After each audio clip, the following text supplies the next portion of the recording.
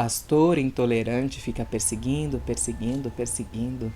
Mas na hora do aperto, ele foi correndo, se ajoelhou, pedindo perdão aos pés da pombagira.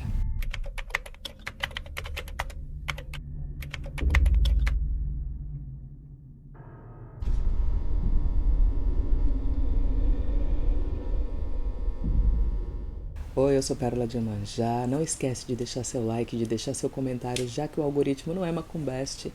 E hoje eu estou usando esses brincos que estou tentando lançar na minha loja, né? Mas, se tudo der certo, em breve eles vão estar disponíveis. Que são, olha, rosas pretas, enfim. E que comecem os relatos Flix. Minha avó me deu um segurança. Me chamo Jefferson, tenho 35 anos e fui criado por meu padrasto e pela minha mãe. Ambos são testemunhas de Jeová, e como muita gente sabe, essa religião é bem rígida e com uns ensinamentos diferentes de outras religiões evangélicas. Pois bem, cresci dentro da religião até uns 9 anos, sem muito saber de outras religiões, então não fazia diferença para mim. Até que quando tinha 19, 20 anos, tive uma namorada que era da Umbanda. Depois de muita insistência, dizendo que o pai queria conversar comigo e me conhecer, e meu pensamento vinha, mas que pai se ela disse que o pai dela tinha morrido? Mas não falei nada. De tanto ela insistir, aceitei ir no barracão com ela, né? E conhecer esse tal pai. Cheguei, entrei e fiquei quietinho no meu canto com muito medo. Então começou a gira, veio em terra seu tranca-ruas. Foi na casinha de imagens e cumprimentou todos e veio na minha direção e falou num tom engraçado, mas com fervor. Boa noite, moço. Você está se borrando de medo, hein? Risos. E seguiu a cumprimentar as outras pessoas. E esse ritual continuou com todas as entidades falando a mesma coisa para mim. Até achei legal, risos. Mas o ponto que mais me intrigou foi... Eu nunca tinha conversado com a minha ex-namorada sobre a minha família por parte de pai, e veio um Exu que se identificou como Lona Tiriri, um cavalo que eu nunca tinha visto na vida, e me disse que eu não era bem-vindo ali pelo fato da minha família ser da Bíblia. Mas já que eu estava lá, tinha uma coisa a me falar, que a minha avó, mãe do meu pai, tinha pedido para ele me vigiar e andar comigo por onde eu estiver, que desde então ele estava comigo. Mas só que como que ele sabia que a minha avó era espírita? Ela morreu quando eu tinha 7 anos. Pérola do céu, ele me falou muita coisa que só eu sabia e não contava para ninguém. Não sei mais o que fazer, pois isso já faz muito tempo, e agora com 35 anos, venho todos os dias lembrando desse encontro e sinto muita vontade de reencontrar ele e agradecer, pois hoje, mais maduro, sei que não é só Deus que me protege, e sim ele e outros tantos que me cercam e me protegem, como foi pedido pela minha vozinha. Me desculpe o relato longo, tentei resumir o máximo. Tenho outros relatos de visões. Axé. Bênção Pérola, bênção Pai Denis, Mãe Iemanjá abençoe. Me chamo Jefferson, sou do Rio de Janeiro e tenho uma pequena grande história da minha vida para contar. Olha, Jefferson, muito legal o seu relato, sabe? Eu só não sei se eu concordo muito com esse ponto que a entidade falou pra você, que você não era bem-vindo ali por ser da Bíblia, sabe? Não existe essa rivalidade, pelo menos não nos dias de hoje. Antigamente, não sei se eu posso afirmar isso também. Deixa você o seu comentário aqui embaixo, você que está assistindo esse vídeo. Mas o que você tem que fazer? Procurar um terreiro para você ir visitar. Ou se você lembrar onde que é esse terreiro, vai nessa casa. Por que não? Qual o problema? Não tem problema da sua ex estar lá, tá? Então, assim, a Umbanda ela é maravilhosa e eles vão te receber de braços abertos. E para você ter uma ideia, um filho de santo meu, ele é padre. É padre, de fato. Ele chega às vezes aí na gira de batina. Porque ele não pode andar na rua com outra vestimenta. Então, assim... Isso não é algo que a gente prega e ele até, sabe, tem muito desenvolvimento mediúnico, por assim dizer, porque tem algumas coisas que eu não posso, né, expor muito, porque a gente ainda está numa sociedade que não aceita muito bem essa conjunção religiosa, sabe? Então, assim, é algo que ainda existe um preconceito mais enraizado, assim, mais no mental do médium do que na espiritualidade propriamente dita, sabe? Na espiritualidade, não importa que caminho é, todos são caminhos para a mesma finalidade. Então, muito axé para você e boa sorte, viu, na sua trajetória. Duvidei e aconteceu. Eu cresci no meio das principais religiões. Meus pais iam na igreja católica, Umbanda, igreja evangélica, candomblé, não tinha isso de que só uma religião é a certa. Bom, anos se passaram, cresci, me tornei mãe e por acontecimentos da vida fui parar na igreja evangélica pentecostal. Eu nunca consigo falar essa palavra, perdão. Fiquei nela durante 5 anos, então saí depois de alguns problemas que vieram com a pandemia. Em agosto de 2021 fui demitida. Foi a coisa mais boa que me aconteceu, risos, pois o lugar era muito tóxico e estava me fazendo muito mal. Nisso, fomos passar um final de semana na casa da minha sogra. A irmã dela, a madrinha do meu esposo, é um bandista. Aí, conversando sobre a vida e bebendo, contei que tinha saído do emprego, mas que estava tranquila, pois ainda estava recebendo o seguro. Então, não estava atrás de nada registrado. Papo vai, papo vem. Ela desceu para ir ao banheiro. Eu, meu esposo e a mulher dela estávamos na laje. Aí, um sobrinho meu subiu e falou: a tia tá daquele jeito. No caso, estava incorporada. Aí, todos descemos. Chegando lá, ela falava com a minha cunhada que não estava muito bem. Aí descobrimos que era boiadeiro. Pediu a bebida e cigarro. Demos. E aí ele falou com todos e depois veio falar comigo. Disse que iria me ajudar no formador, no caso o estudo, e no trabalhador, que eu iria ficar muitas luas nesse trabalhador, e que eu ouvi falar muito dele, e que o nome dele era José Boiadeiro. Confesso que não acreditei muito, pois ela, a madrinha do meu esposo, já sabia que eu estava desempregada e ela também estava bebendo, então eu não dei muita confiança, sabe, Pérola? Pois bem, um tempo se passou, chegou em dezembro do mesmo ano.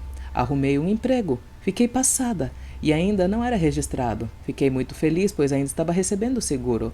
Logo depois me lembrei daquela incorporação que eu duvidei. No final do mesmo mês voltei lá e disse para a madrinha do meu esposo e pedi a ela que falasse para ele, o seu boiadeiro, que eu agradeci e que deu tudo certo, que eu arrumei um emprego no qual eu ainda estou nele. Duvidei e aconteceu. Ele era real. Seu José Boiadeiro, Chetruá, seu boiadeiro. Hoje me encontro visitando uma casa de umbanda, mas essa parte fica para outro relato. Gratidão, Mãe Pérola. Seu canal e o da Mãe Lu foi e está sendo a chave para eu me encontrar no caminho da umbanda. Axé e um beijo, sua linda. Beijo, meu amor. Muito obrigada por mandar o seu relato. Relato simples, gente, mas eu me arrepiei inteira. Dá pra ver daí? Me ajuda a comprar uma câmera 4K. Cara, gente, muito arrepiada. Eu não sei o que acontece, gente. É uma conexão energética tão grande. Parece que eu me conecto com a pessoa que mandou o relato, gente. Essa é a sensação. Mas graças a Deus não absorvo mais, né? Eu tinha essa característica da mediunidade de absorver as energias dos outros. Hoje em dia eu consigo ter esse controle, pelo menos, né? Ó, vou desabafando aqui. Só teve uma vez real, gente, em todo esse tempo no canal, que no contato com uma seguidora, eu senti que ela deu uma puxada energética que eu não consegui controlar, que foi muito intensa, mas geralmente hoje, graças a Deus, consigo controlar. E quem passa por isso sabe como é, que você não tem controle, que todas as pessoas que você encontra, você tá puxando as energias dessa pessoa. Então, é algo que, assim, você precisa fazer o desenvolvimento, minha filha. Essa é a questão, tá bom? Obrigada por ter enviado seu relato, meu amor. Mari, Mãe já te abençoe. Quando Exu me livrou da morte. Oi, Pérola, me chamo Alex. Nasci numa família católica com 12 anos. Fui morar em uma fazenda no Pantanal. Eu sempre gostei de ficar só. Eu morava num retiro daquela grande fazenda. Todas as noites vinha conversar comigo um senhor de pele negra, de cabelos brancos. Muito bom de conversa. Passávamos horas e horas conversando todas as noites. Ele aparecia sempre com um punhado de lenha para queimar na fogueira, que sempre eu acendia para clarear. Uma bela noite ele falou que já ia, porque meus companheiros já estavam chegando, e logo ele sumiu na escuridão. E do mesmo lugar que ele foi, chegaram os peões da fazenda. Conversamos um pouco, então perguntei se eles tinham visto o meu amigo no caminho, e eles responderam que não. Eu fiquei o resto da noite com pulga atrás da orelha. Como podia ser? Hoje, é claro, que eu sei que se tratava do meu querido Preto Velho, Pai João de Aruanda. Ai, adorei as almas. Mas eu não entendi porque o título, acho que você colocou o título errado, meu anjo. Enfim, gente, o título tá errado. Eu não sei se fui eu que troquei na hora de puxar do e-mail Ou se bem que não, eu não puxei errado, foi a pessoa que colocou errado, porque aqui a parte do corpo do relato não tem como eu trocar. Enfim, ele colocou o título errado no relato, mas eu vou deixar esse título porque para a pessoa conseguir localizar que o relato dela foi contado, tá? Então, meu anjo, seu preto velho se materializou. Minha Nossa Senhora! Então, um beijo, Alex. Muito axé pra você. E que incrível, né? E depois você podia fazer uma descrição no chat GPT como que era a aparência do seu preto velho. É chat GPT? Ou no Midjourney? Enfim, vai lá na inteligência artificial, você pode descrever a sua entidade, você pode ter um quadro dela, você sabe como ele é, você pode descrever. Olha que maravilha. Fica aí a dica, viu? Um beijo pra você. Axé. Eu sonhei e aconteceu. A minha irmã tinha uma filha de 4 patas. Era o amor da vida dela. A cachorrinha se chamava Bia. Já era uma cachorrinha idosa. A minha irmã cuidou dela e no dia seguinte que ela foi cuidar da cachorrinha, ela viu que os olhos da Bia estavam brancos. Correu, levou no veterinário e constatou que a Bia tinha diabetes e subiu tanto que ela perdeu a visão. A partir daquele dia, ela começou a tomar insulina, mas a idade e a cegueira, ela até fraldinha teve que usar. Em um dia, eu cheguei do serviço tão cansada, deitei no sofá e peguei no sono. Pérola, eu sonhei que eu estava com a minha irmã e a Bia começou a rodopiar e caiu morta no chão. Minha irmã chorava tanto e eu chorava também. Acordei com o meu celular tocando. Era minha irmã. Eu, com voz embargada, com aquela dor na garganta, falei: Mano, eu tava sonhando com você. Ela riu e eu não tive coragem de contar. No outro dia, eu tava no meu serviço e já cedo a minha irmã me ligando. Pérola, no telefone, eu ouvi ela chorando igual no sonho. A cachorrinha amanheceu morta. Se eu tivesse relatado o sonho para ela, acho que ela teria se despedido melhor da Bia. Eu sinto muito por isso. Gratidão por contar o meu relato. Olha, não se sente culpada, viu, irmã? Não precisa se sentir culpada. É da Ellen esse relato. Beijos, Ellen. Mamãe já te abençoe, viu, meu amor? E assim, não se sente culpada, tá? São características que a gente tem que, assim, não tem muito como, nesse princípio, né? Você já ter aquela certeza e você pensar nessa questão absoluta, sabe? É muito raro, assim, a gente ver uma pessoa que vai e arrisca sabe? Porque a gente sente essa insegurança, a gente sente esse medo de tudo isso, sabe? Então, não fica preocupada com isso. Eu lembro até de uma vez, quando eu tinha já me iniciado no reiki, eventualmente nos trabalhos de puxada no terreiro pediam para que a gente fizesse aplicação de reiki, né? Quem já tinha se iniciado. E eu fui aplicar reiki numa moça super jovem, muito jovem. Ela aparentava na época ter 15 anos, né? E aí então eu fui aplicar reiki nela e eu senti uma trava, um bloqueio energético bem na região ali dos rins, sabe? E aí eu senti essa trava, esse bloqueio ali, fui fazer o reiki e eu sentia que eu deveria voltar ali para a parte dos rins, né? E eu comecei a ter uma intuição ali naquele momento. Eu comecei a receber a mensagem de que ela estaria com pedra no rim e que ela teria que ir no médico para ir ver essa questão física que já estava cometendo a parte fisiológica, né? Só espiritualmente não existiria um amparo totalmente correto. E então, na hora eu me senti super insegura, e não quis falar nada, né? Aí, quando a entidade pegou e ficou vendo que eu tava ali, insistindo ali, daí ele pegou e falou assim, o que foi? Pra mim, fale, desembuche. Aí eu peguei e falei, por insistência, né, da entidade, eu falei assim, olha, é, eu tô sentindo alguma coisa no rim, parece que existe um bloqueio e tal. E na minha cabeça tava assim, gente, ela é tão jovem, ela não deve ter problema no rim. Eu tô enlouquecida, eu tô falando besteira e tal. A menina falou, não acredito, eu acabei de fazer cirurgia pra tirar pedra no rim.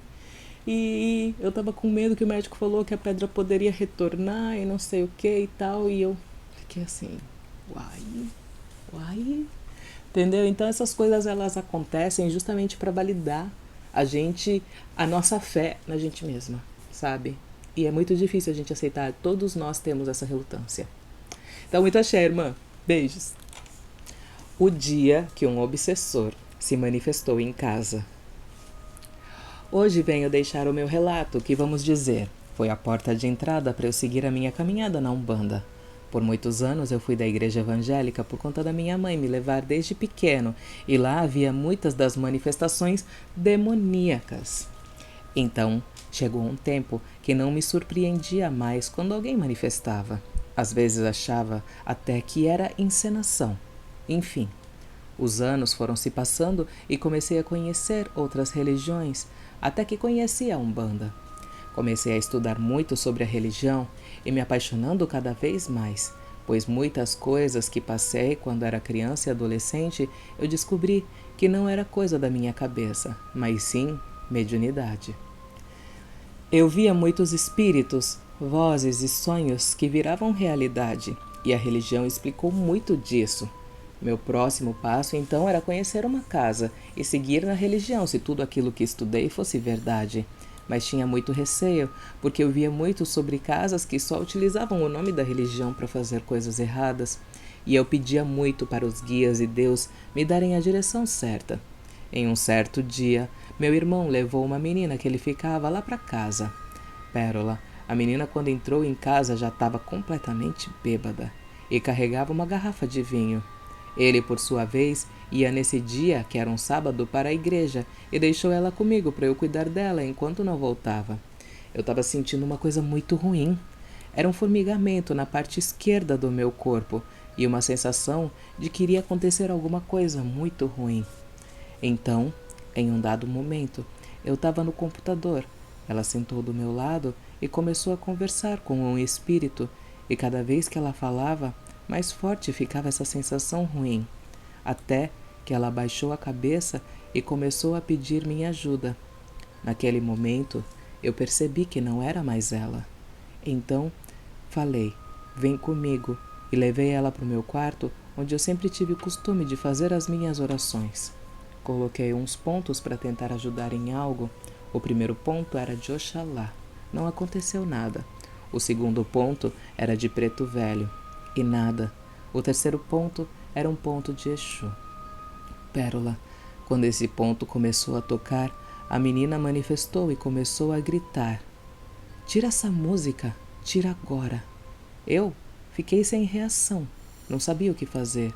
Então comecei a conversar com aquele espírito que se dizia ser uma bruxa. Perguntei o que ele queria e ela dizia que iria matar a menina e que não ia passar de quinta da semana seguinte. Então eu fiquei tentando expulsar aquele espírito e nada acontecia, até que ela começou a tentar me agarrar. A menina devia ter 1,63 m de altura, eu tenho 1,81 m de altura, mas a força que ela tinha naquele momento era surreal. Eu não conseguia nem mexer o braço dela, de tão firme que ele era. Então, foi quando eu senti uma presença atrás de mim. Até hoje, eu não sei quem era, mas estava ali para me ajudar. Em um certo momento, o espírito disse que iria me matar também. Então, eu desafiei ela e disse, se você é tudo isso que está dizendo, por que não tenta? Eu não faria isso, amigo.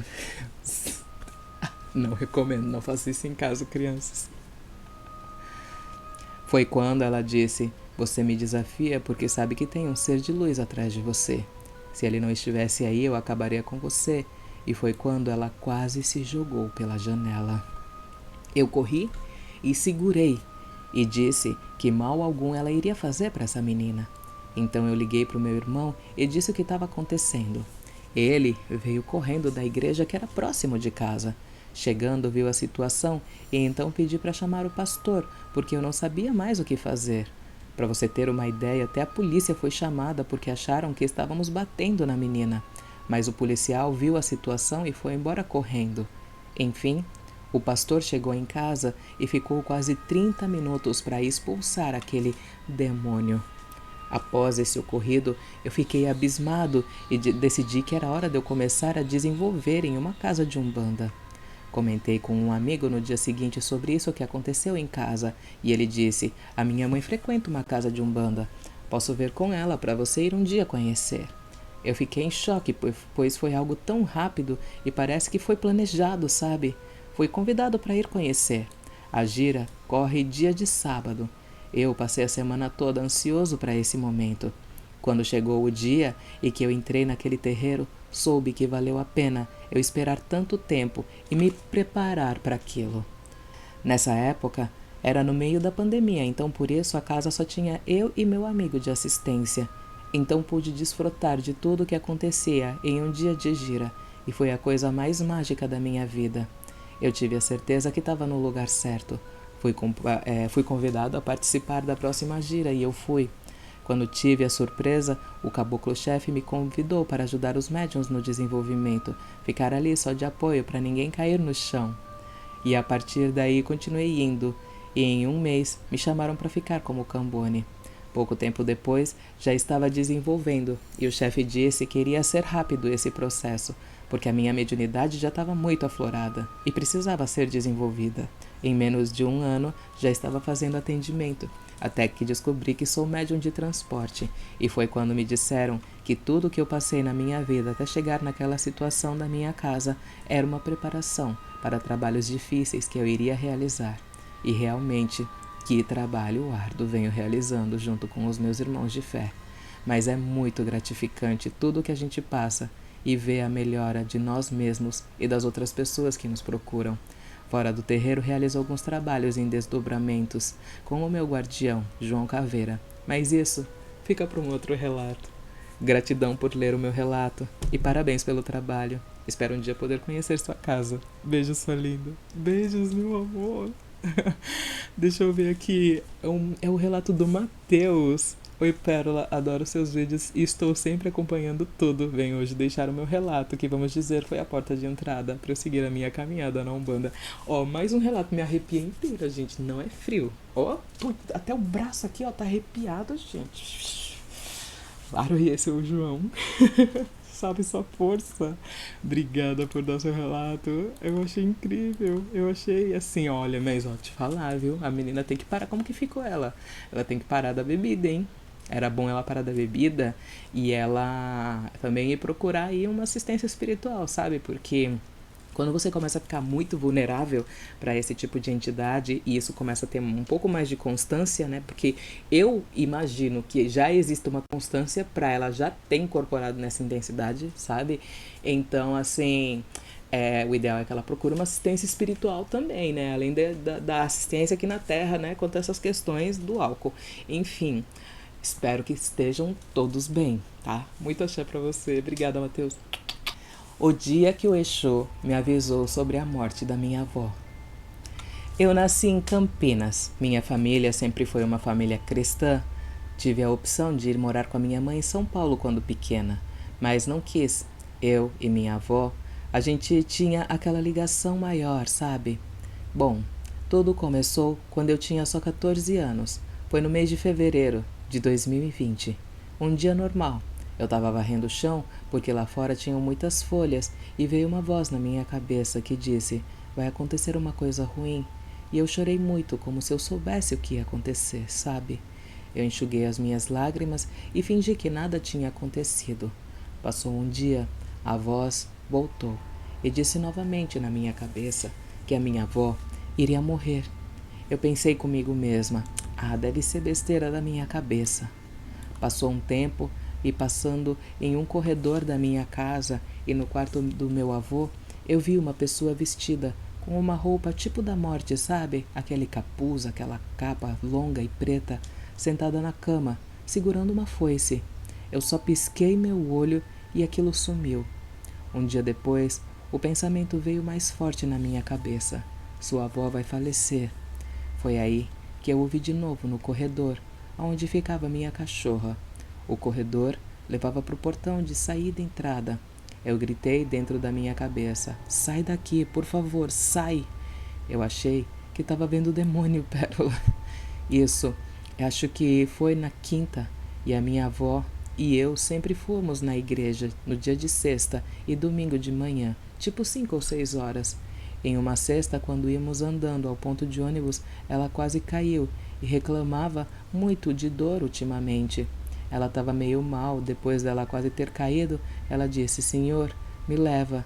Aí a voz bateu mais forte e disse: Filha, sua avó vai falecer, mas tenha calma, vai dar tudo certo, vai ficar tudo bem, eu prometo. Eu segurei o choro e fomos para a igreja. No dia seguinte, minha avó foi no postinho. Ela e meu vô foram internados de Covid. Ela ficou 1 mês e pouco. Um dia antes, meu vô morreu e uma semana depois, dia 19 de março, minha avó morreu. E tive que vir morar com a minha mãe. Não foi nada fácil. Na minha cabeça, aquela espiritualidade era um Exu me avisando de tudo o que acontecia. Eu tenho vontade de ser da Umbanda. Tenho amigos da Umbanda, Candomblé, mas minha mãe é super religiosa e só me leva para a igreja evangélica. Mas eu tenho fé nos meus guias e eu sei que vai dar tudo certo. Poxa, Mari, eu sinto muito, meu amor. Oi, Pérola. Amo seu trabalho. Te acompanho no YouTube, no TikTok. Me chamo Mari. Esse relato pode ficar meio grande, mas vou fazer o possível para resumir. Beijos, Mari. Ai, eu sinto muito pela sua perda. Perdeu a avó, perdeu o avô.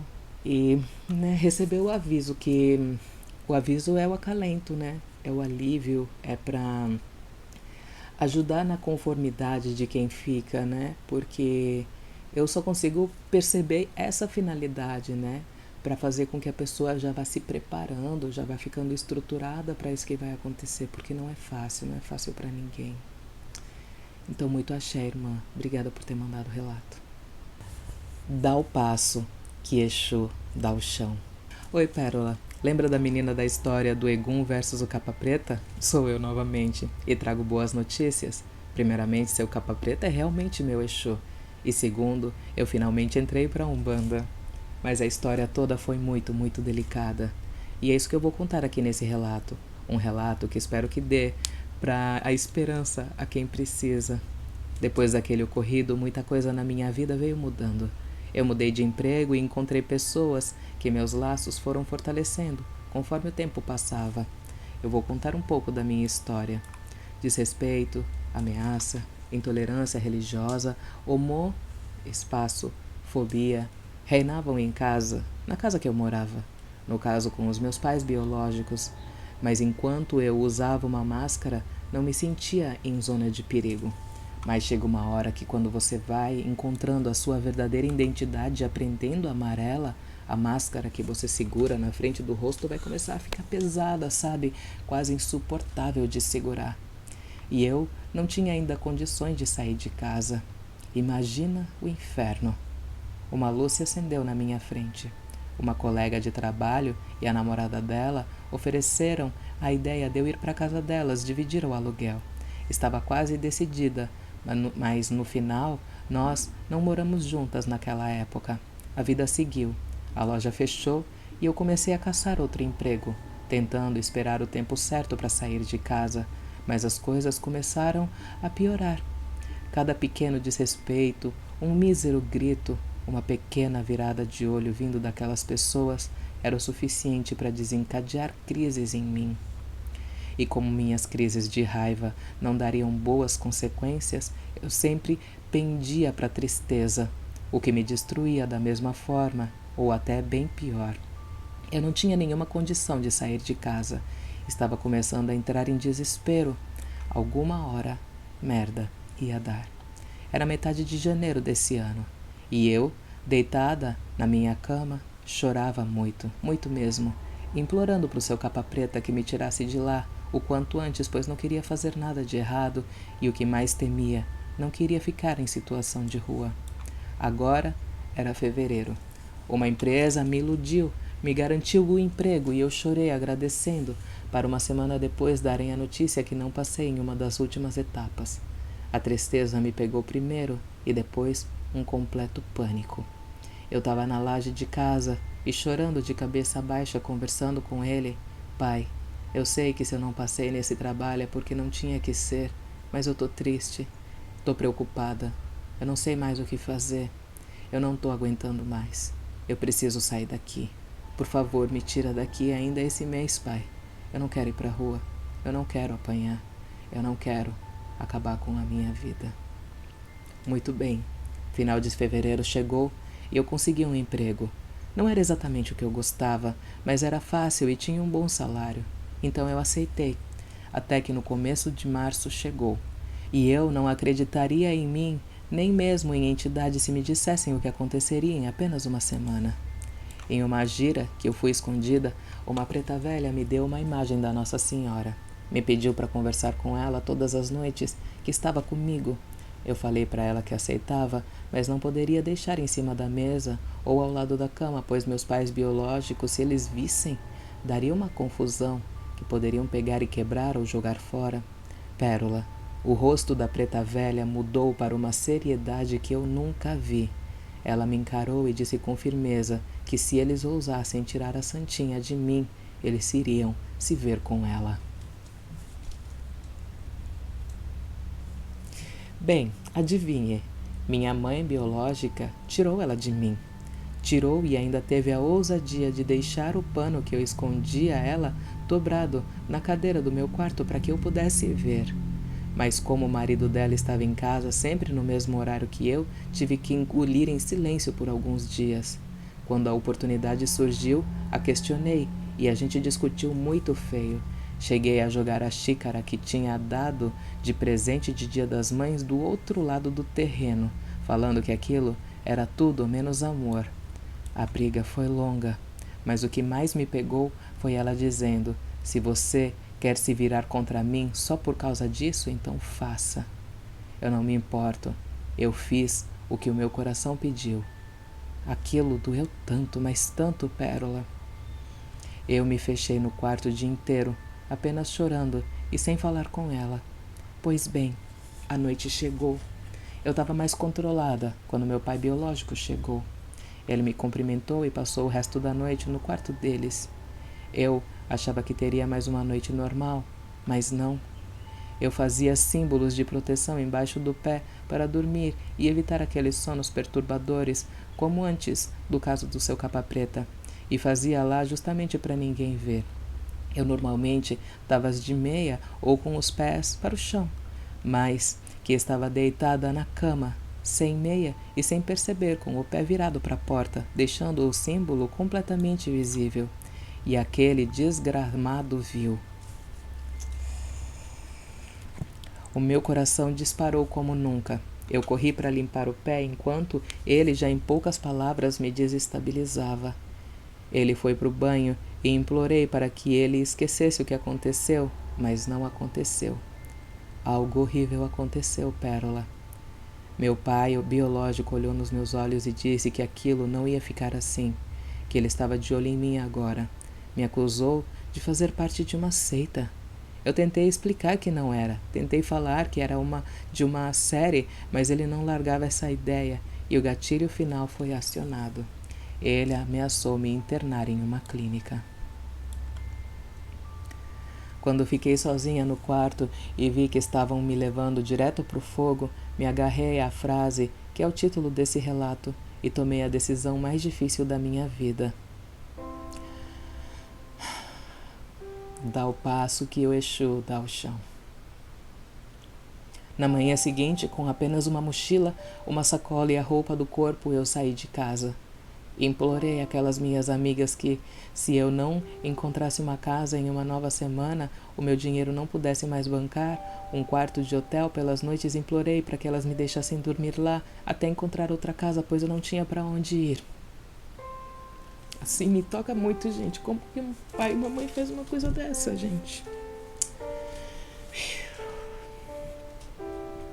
Fiquei com medo de sinto muito, não vai dar, mas recebi mais do que apenas um sim. Carol, minha namorada mandou você sair do trabalho e vir direto pra cá, pois não quer você dormindo em motel. E que você não sai daqui até encontrar um lugar pra você morar. É isso que é amiga. No mesmo dia, assim que cheguei na casa delas, mandei mensagem aos meus pais biológicos me assumindo, coisa que me sufocava há anos, falando que não largaria minha religião por nada e apontando cada crime que cometeram comigo. Disse que estava saindo para ficar em paz, mas se eles ousassem vir atrás de mim, eu colocaria o caso na justiça e não teria dó de ver ninguém atrás das grades.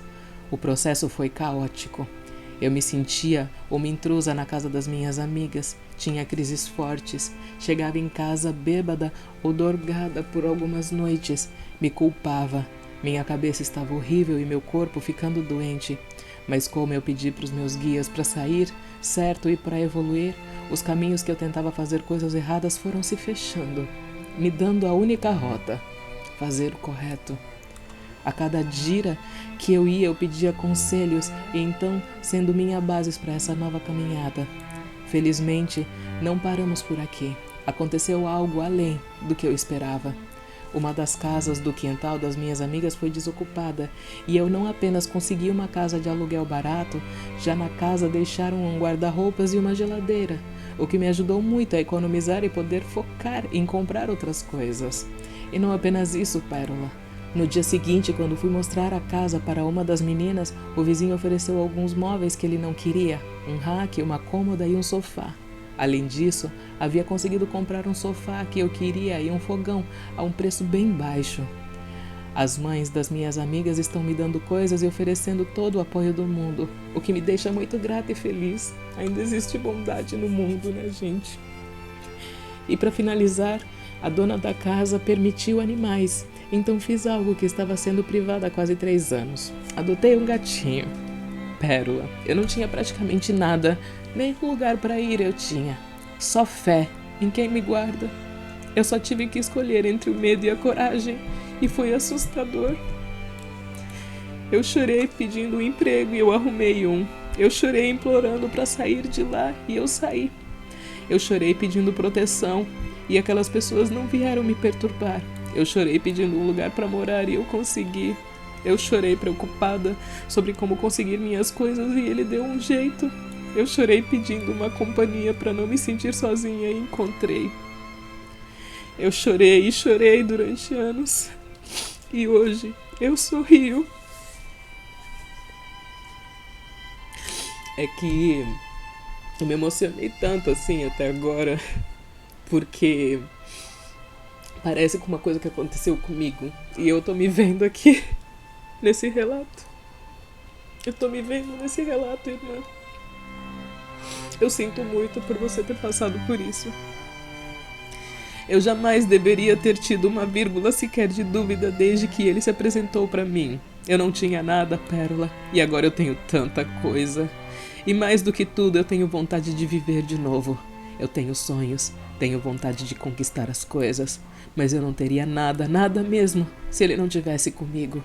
Só Deus sabe o quanto sou grata por ter esse Exu comigo. Lembra que o chamei de pai no último relato? Sim, ele faz jus a esse nome. Ele sim é meu pai. Ele age como um. Ele que merece esse nome.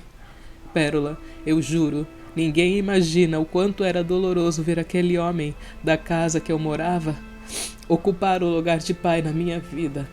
Era horrível, assustador, era cruel. Era um pesadelo na vida real ser obrigada a chamar ele assim. Sempre me destruía. Eu queria acabar com tudo. Era demais para mim. Todas as minhas memórias eram amaldiçoadas de tão horríveis, e aquilo gerava um vazio obscuro no meu peito que me consumia. Mas hoje eu tenho seu capa preta e esse vazio foi embora à medida que ele se mostrava, a cada dia mais presente na minha vida. A palavra pai não sai mais com dor da minha boca, pois hoje tenho o melhor pai do mundo. Ele não está vivo, eu não posso dar um abraço nele, mas isso não muda nada, ele é meu pai. Não importa o que os outros pensem sobre isso. Ainda vou saber nossa história. Tenho fé nisso. Enfim, Pérola, esse foi o meu relato. Espero que tenha gostado e não tenha chorado. Ai, como no outro relato você estava doente, dessa vez você consegue cantar um ponto pro seu capa preta. Eu gosto demais daquele.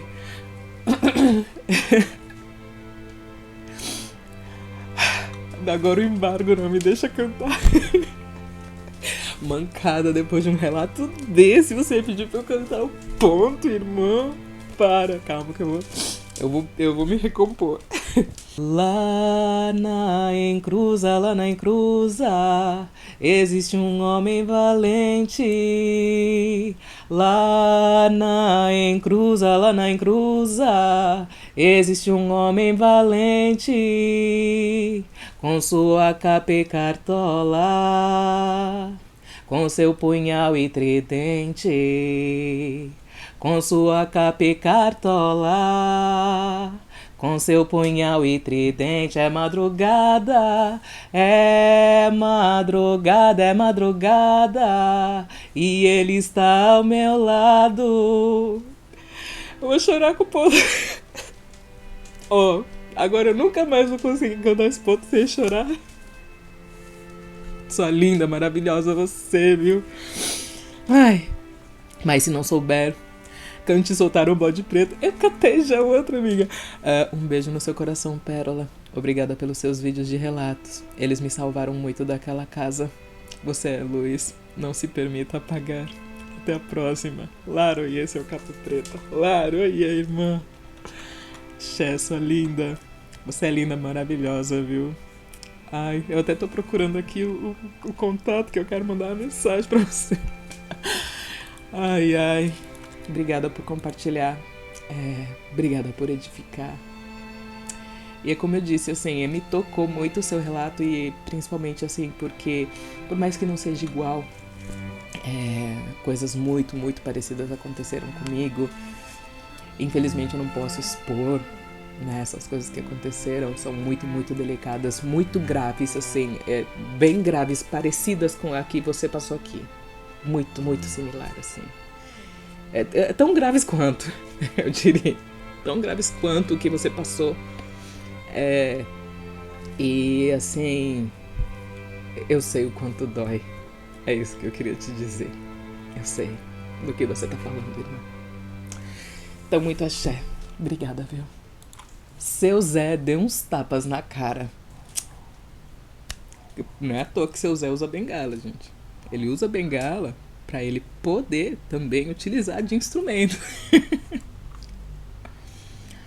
Esse relato ocorreu 3 dias depois do falecimento do meu pai. Tenho que relatar algumas coisas para todos entenderem.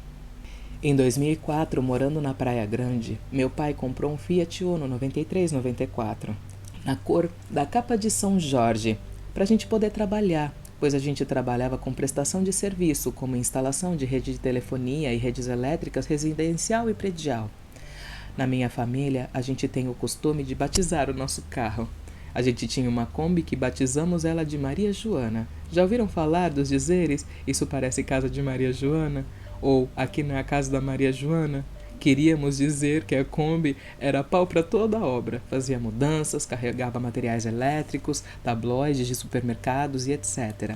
Enfim, queríamos batizar o carro com o nome de Ogum, para homenageá-lo. E olhando bem para o carro pensando em Jorginho, pois o Uno era vermelho da cor da capa de São Jorge. Voltando ao fatídico dia 6 de março de 2008, 3 dias depois do sepultamento do meu pai, minha mãe foi na casa do meu irmão, para não ficar em casa, pois meu pai faleceu dentro de casa. O meu irmão estacionou o Jorginho na frente da casa dele e a minha mãe e ele entraram na casa dele. Foi quando meu irmão olhou pela janela da casa dele e viu alguém roubando o Jorginho. O meu irmão saiu correndo atrás e chegou bem perto, quase conseguiu pegar no pescoço do menino. E sim, eram meninos que roubaram o Jorginho. Meu irmão viu que eram 3 adolescentes que tinham levado o nosso Jorginho. O meu irmão veio correndo até a casa que eu, meu finado pai, minha mãe e minha irmã morávamos e pegou a Paraty, que era do meu pai. E pegou a minha mãe e meu irmão caçula e foram à procura do Jorginho. Minha mãe dentro do carro pedindo para o seu Zé para fazer eles baterem o carro, mas depois voltava atrás dizendo que era o nosso ganha-pão. Depois ela pedia para o seu Zé ajudar a recuperar o Jorginho. Foi quando a minha mãe falou para o meu irmão: Marco, vira aqui nessa rua. Meu irmão viu de longe o Uno vermelho, só que não era o Jorginho. Era sim um Uno vermelho, só que era um carro de som. E a minha mãe falou brigando com meu irmão: Marco, vira aqui. E foi aí que viram o nosso Jorginho estacionado com os vidros fechados e, pasmem, os documentos no banco do passageiro. O bairro onde encontraram o Jorginho é bem pesado, sabe?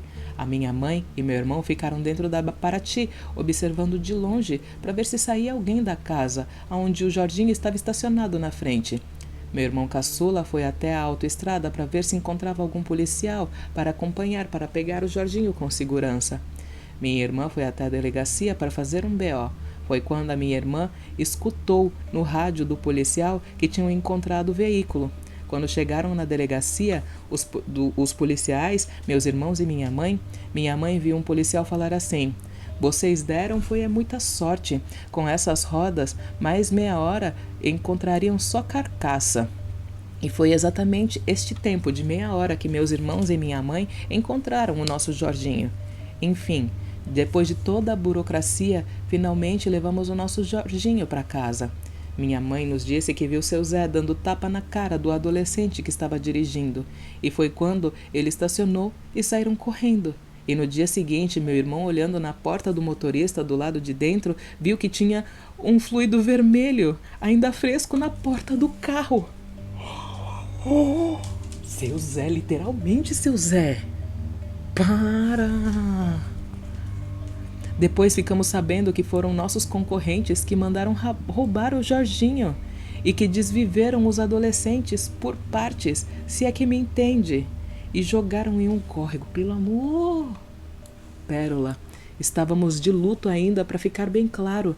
Minha mãe não pediu para o seu Zé fazer isso com os adolescentes, e foi assim que recuperamos o nosso Jorginho. Gratidão por ler mais um dos meus relatos. Beijos e axé a todos. Gente, passada, seu Zé. Ó, se o seu Zé daqui faz isso aqui, seu Zé, eu tiro você daqui de casa, viu, seu Zé? Ou se bem que não, né? Melhor virar amigo, né? Best friends forever, seu Zé. Retiro o que eu disse. Gente, ainda tô com lágrima dos olhos do relato anterior. Bom, esse relato é da Regina. Beijos, Regina. A Regina já foi lá no nosso terreiro, que eu lembro, hein? Beijo, sua linda. Obrigada por enviar o seu relato. Passada, seu Zé. Arrancou fluidos vermelhos da pessoa. Gente. Se você tá gostando desse vídeo, já deixa o like. Não esquece de comentar. Porque, né, você já sabe, né? YouTube não gosta da macumba, então você precisa do seu comentário, senão não vai adiantar só deixar like, tá? E não esquece de compartilhar lá nos seus grupos de amigos, tá bom? Porque o YouTube não notifica mais ninguém, então eu dependo de que as pessoas compartilhem para que o canal continue existindo. Então eu preciso da sua ajuda, tá bom? Eu não queria ficar implorando, mas eu já perdi toda a dignidade. Agora eu imploro mesmo, sabe, gente? Porque pela forte Deus. Ah, e se você quiser, olha, vai lá na nossa lojinha. Gente, mudamos o template, ficou tão linda a nossa lojinha. Vai lá ver, gente, os produtos tão lindos. E ó, estou planejando um lançamento de Ogum. 2 lançamentos de Ogum. E se tudo der certo, na semana que vem eu vou estar mostrando aqui pra vocês. Ou essa semana, quem sabe, né? Porque eu tinha os planos de gravar. Enfim, talvez eu até mostre nessa semana. Enfim, vamos ver. Vem novidades por aí, viu? E olha, eu tô disponibilizando o Caminhos do Axé, que é um módulo onde eu vou te instruir para que você se conecte com a sua espiritualidade, tá? Você ter esse autoconhecimento espiritual. Saber que não é esse bicho de 7 cabeças não, sabe? Conhecer a Umbanda, se aprofundar nos estudos da Umbanda, porque isso, na verdade, é um fenômeno de redescoberta, de reencontro com o seu eu espiritual. Então, assim, eu fiz com todo carinho o plano dos Caminhos do Axé para justamente ajudar você a encontrar esse caminho de Axé. E esse é como se fosse uma comunidade que eu vou estar alimentando mensalmente com novos conteúdos para ajudar você a poder encontrar a menor quantidade de dificuldades para conseguir trilhar por todo esse caminho. Então, é o primeiro link aqui na descrição do vídeo. E além disso, a gente está fazendo terapias com hipnoterapia, aplicação de reiki, magia das velas e uma série de tratamentos e acompanhamento espiritual à distância. Se você não tem um sacerdote, se você não tem um terreiro de confiança, se você tem algum problema na sua vida e você acredita que precisa de algum ritual, também tem aqui na descrição os links de atendimento espiritual, tá? Agora sim, vamos para o último relato. O dia que o pastor pediu socorro para Pombagira, moça bonita. Gente, quem te viu, quem te vê. Olha, me arrepiei já logo no título. Vamos ver. Meus pais, antes de ter o terreiro deles, frequentavam o terreiro da mãe de santo deles. A avó Maria, ela já não vive mais no nosso meio há uns 20 anos, já é falecida. Uma mãe de santo muito séria, sempre tratou os filhos da casa com pulso firme, era muito rígida, mas sempre ajudou todas as pessoas que a procuravam. Dava conselhos, era uma mãe muito presente, sabe, Pérola? Tenho muitas saudades dela. Eu era pequena quando ela tocava as giras, mas me lembro de muitas coisas que ela ensinava dentro da religião. A casa era sempre cheia. Ela tocava as giras sempre às sextas-feiras e pontualmente começava às 20 horas. Meu pai contava que os vizinhos das ruas se incomodavam com isso, e o terreiro da Val Maria era muito perseguido por uma igreja evangélica que ficava bem perto do terreiro. Era da Assembleia de... você sabe o quê? Sofria grandes perseguições vindas deles. Pérola, meu pai contava que um belo dia era a festa de Exu e Pombagira. Isso já era quase meia-noite. A festa rolando, os Exus e Pombagiras todos embaixo trabalhando, a casa cheia de assistentes. De repente, entrou na porta um homem, todo engravatado, pedindo ajuda, pedindo socorro. Socorro, ele dizia. E a Pombagira, moça bonita, que era a Pombagira da avó Maria, disse para os ogãs da casa silenciarem os tambores. Esse homem, engravatado, então, se ajoelhou nos pés da moça e disse: "Salva meu irmão, ajuda por favor." Ele falava isso chorando. Acredita, mãe Pérola? Aí a moça bonita disse: "Levanta, meu filho. Cadê o seu irmão? Como eu posso ajudá-lo?" De repente, mãe Pérola, entra na porta, adivinha, o pastor da igreja, que tanto perseguia o terreiro da avó Maria, e mais 4 homens, segurando um rapaz, se contorcendo, todo rasgado. E olha que eles não estavam quase dando conta de segurar o moço, e ele era bem magrinho. O pastor, chorando, chegou perto da moça bonita e disse: "Me ajuda, por favor, a salvar o meu filho. Ele está possuído e eu não consegui tirar esse demônio dele." A moça bonita olhava séria para o pastor e para os homens, segurando aquele moço, com o terno todo rasgado. Ela deu uma risada e disse para o pastor: "Você não conseguiu? Pois eu vou te mostrar como se faz, meu filho." Ela falou para os 4 homens que estavam segurando o moço, se debatendo para largarem ele. Eles se entreolharam, mas ele estava se debatendo muito. Se a gente largar ele, ele pode agredir alguém. Ela só disse: "Larguem ele aqui perto de mim." E disse para todos assim: "É assim que se faz." Pérola do céu. Os 4 homens largaram o filho do pastor no chão sozinho, se debatendo e se contorcendo. Ele urrava, igual bicho. Quando eles largaram o rapaz, a moça bonita montou em cima do rapaz, trancou as pernas, com o rapaz no meio sozinha. Pérola, e o rapaz foi acalmando, acalmando. E todo o terreiro paralisado, vendo tudo, sem acreditar. Meu pai conta que isso ela não fez mais nada, além de trancar o rapaz no meio das pernas dela. Quando o rapaz veio e voltou a si, perguntou: "Onde eu tô? E o que eu tô fazendo? O que eu tô fazendo aqui?" Estava totalmente assustado. Ele disse: "Quem é você?" E disse isso para a moça bonita. Ela deu a mão para ele e disse: "Levanta, meu filho. Você agora já está bem." Mãe Pérola, o pai do rapaz, dizia dentro do terreiro: eu não acredito. Eu, um pastor, não consegui tirar o demônio do meu próprio filho e você, com todo o seu pecado, tirou sem fazer nenhum esforço." O meu pai disse que a Pombagira olhou para ele e disse: "Moço, isso é para provar para você que Deus está em todo lugar, não só na sua igreja." Ele se ajoelhou então aos pés dela e disse: "Me perdoa por toda a perseguição que causei durante anos para sua casa. A partir de hoje, eu não sou mais pastor." Para que eu vou chorar de novo. Gente. Mãe Pérola, essa é das histórias que meu pai sempre conta pra gente, pois os filhos do nosso terreiro têm várias histórias para contar para vocês. Essa que contei era do terreiro da minha avó, mãe de santo dos meus pais. Os próximos já são do terreiro dos meus pais, e onde tive o começo da minha trajetória como filha de santo deles. Um beijo, mãe Pérola e pai Denis. Espero que tenham gostado do meu primeiro relato. Amei ter achado vocês. Obrigada. E que irmã mãe já te abençoe. Mulher. Passada. Amei o seu relato. Mostrar, viu? Dentro do terreiro também tem Deus. respeita, viu? Porque a gente também é do Criador. Muito axé. Até o próximo vídeo.